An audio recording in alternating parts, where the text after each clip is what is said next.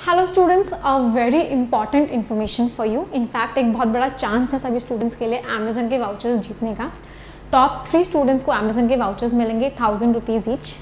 क्या है, आप सभी को पता है मेरी एडवर्ड डिक्शनरी की क्लासेस होती हैं 1:30 बजे रोज़। अनअकैडमी पर स्पेशल क्लास होती है 1:30 PM पे रोज़ होती है। Best of the best content आपको वहाँ पे मिलता है। उनमें से हमने 5 क्लासेस सेलेक्ट किए हैं, जिन 5 क्लासेस का लिंक आपको डिस्क्रिप्शन में मिल जाएगा इस वीडियो के। उन 5 क्लासेस में जो मैंने आपको पढ़ाया है उनका मैं एक टेस्ट लेने वाली हूँ।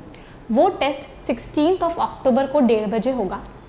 उस टेस्ट में जो टॉप 3 स्टूडेंट्स होंगे उन तीनों स्टूडेंट्स को गिफ्ट्स मिलेंगे, प्राइजेस मिलेंगे, वाउचर्स मिलेंगे अमेजन के।